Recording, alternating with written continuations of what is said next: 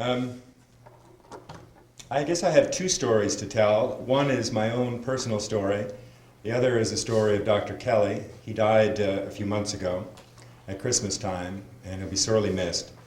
He was really truly a pioneer and a great man. At the time, I thought he was perhaps 20 years ahead of his time. I recognize now he's probably 100 years ahead of his time.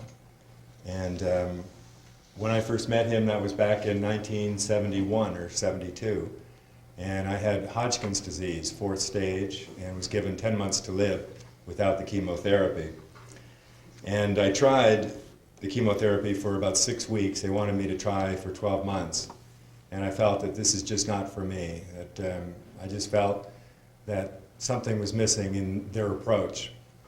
Now, I had gone to India on a personal quest, and I had given up meat as a result. And before I went, I knew I had some kind of medical problem. And I'd gone to a doctor, and the doctor said, this could be Hodgkin's disease.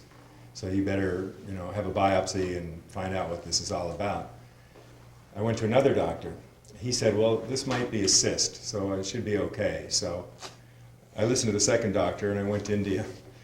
And I was over there for 9 or 10 months, and during that time, the cancer did not grow. So when I came back and they did a biopsy and found out it was Hodgkin's disease, and the doctors wanted to immediately start their treatment on me, I thought, well, I wonder if there could be some relationship between the fact that I'd given up meat and the fact that this cancer did not grow, because through the medical knowledge, it should have grown tremendously at that point. So I was open right away to the concept that perhaps nutrition could have something to do with this.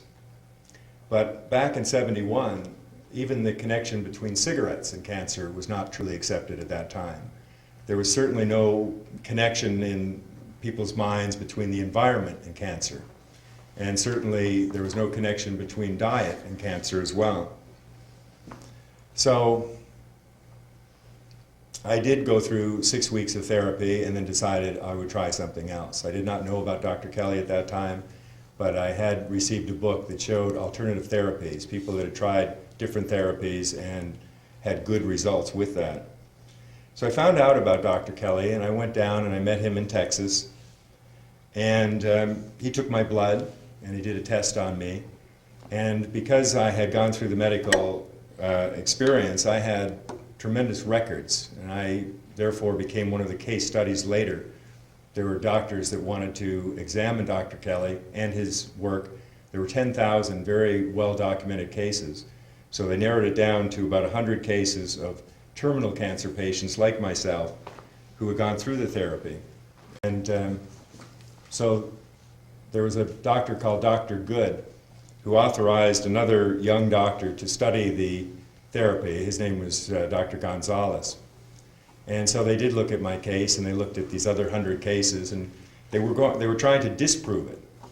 But Dr. Gonzalez himself became an advocate. So when I went down to see Dr. Kelley, I was really very unaware of what the therapy was all about. The first thing that he did is took my blood, and he went away for a few hours to analyze it. And during that time, I also went and saw some of the other people that were supporting him and helping him.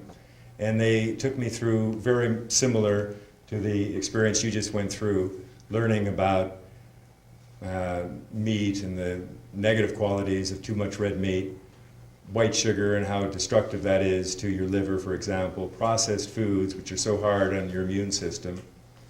And so they told me things that I had never even considered, such as water. The tap water often has very high metal, iron and copper and things from the pipes. It has also chemicals they've added to it. So to have pure water, that was an original concept to me. And I said, well, I don't drink that much water. And they go, well, what about your coffee? What about your tea? What about your orange juice? What about your soup? And I realized, well, I guess I do drink a lot of water if you look at it that way. So I went back in to see Dr. Kelley, and he had the results of the test, and he held up the material and said, well, your liver is this, your heart is that, and so on. And I was in bad shape, which I already knew. And I was very concerned, of course, because the doctors told me I was in the final stages of Hodgkin's disease. And he said, well, Hodgkin's disease is actually a disease that responds quite well to my therapy because there's a good blood supply, and so we can get the enzymes. I'll talk about the enzymes in a second. You've heard some about it too. But that gets right to the cancer, whereas there are other kinds of tumors like bone cancer that does not have a good blood flow, and therefore it takes longer to recover. So he said, I think it's very positive and good news, and I think that definitely there would be no problem here. And coming from somebody who's telling me I'm terminal, that was very, of course, hopeful. So he walked me through it. He told me that cancer is a deficiency of pancreatic enzymes, and he used the example of diabetes, that we all know what a diabetic is. A diabetic is somebody that is not producing enough insulin to metabolize, digest their sugar in their blood. And so medical science now will give you insulin, which is a hormone, to help supplement the fact that you're not producing enough insulin. So now they supplement your own insulin with other insulin that you can take in a shot. And that then helps balance your metabolism for sugar.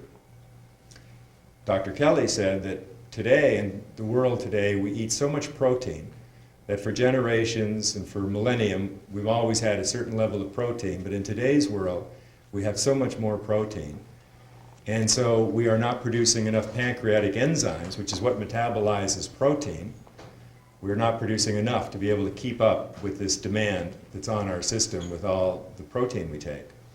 Also, there's the impact of pollution on our body, and the hormones that Jeff talked about that's in red meat, and the additives and the pesticides that are put on the foods that we eat.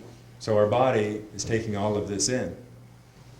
And there's a new comparison that can be made now that even back then wasn't known, and that is the greenhouse effect on Earth, because the whole Earth on a macrocosm level is going through the same process that Dr. Kelley taught us on a microcosm level about our own bodies.